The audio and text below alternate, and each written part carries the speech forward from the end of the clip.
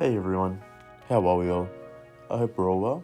Today we're going to be making lamb and chicken on a rotisserie, and it's going to be great and amazing, and I'm going to walk you through it.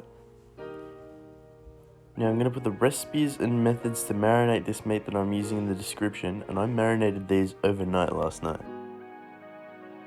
Cool, so let's start with our lamb. As you can see, I got my butcher to butterfly this lamb, so it's nice and thin.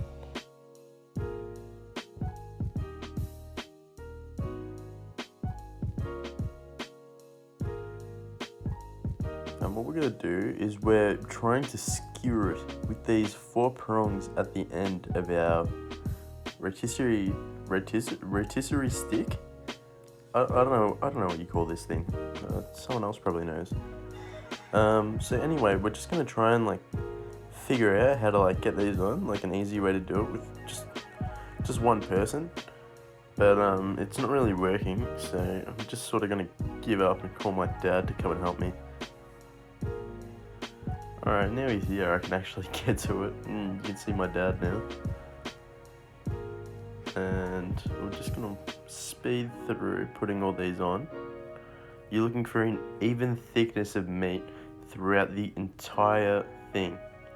So what I'm going to do is I'm going to lap and trace and do whatever I have to do. I'm going to make sure all this meat sits in a relatively even area.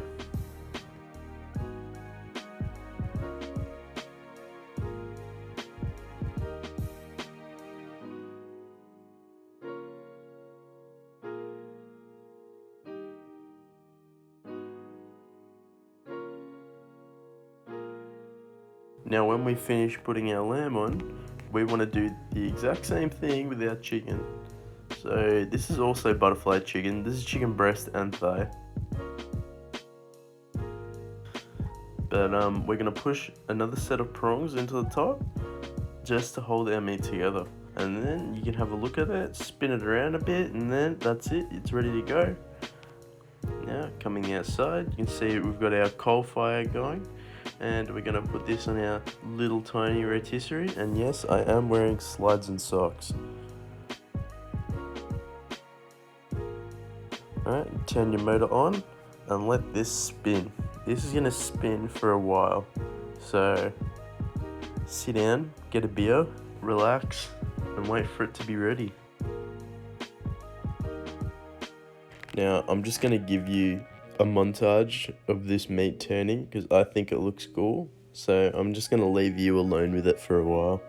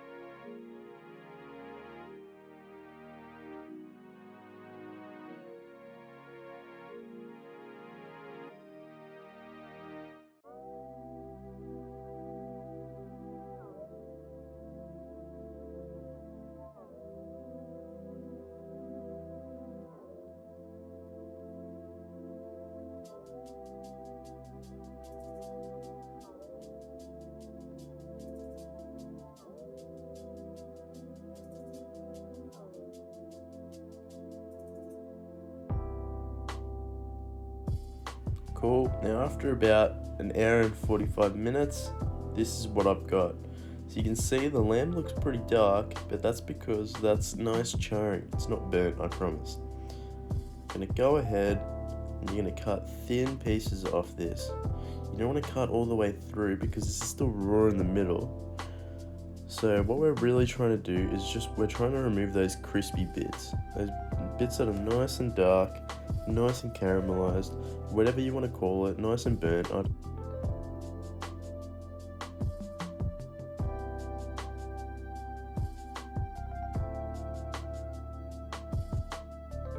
I mean, just look at this. It looks great, in my opinion. I mean, it's absolutely, you can't see right now, but this was pissing juice everywhere.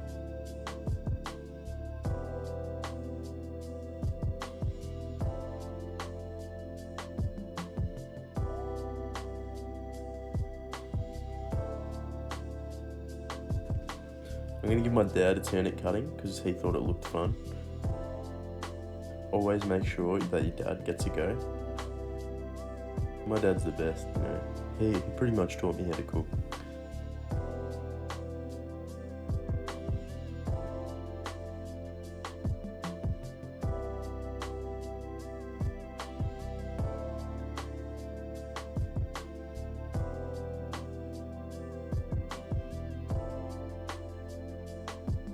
Cool. And then keep cutting it and putting it back on, cutting it, putting it back on, and then it'll get less and less, and slowly you'll get right down to the bottom, and all the chicken and all the lamb will be nicely done, and you'll be happy, and your stomach will be happy, and I'll be happy, and then everyone's happy.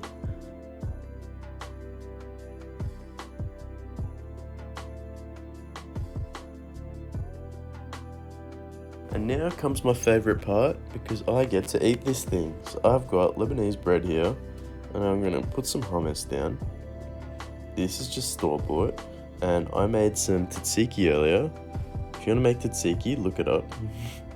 And I've got chicken here as well. And my lamb, I'm going to make sure I put it on nice and fat. You can't have too much of this meat, I'm telling you. Put some cucumber on, preferably 2 slices. Tomato, put some lettuce, and then roll it up as best as you can.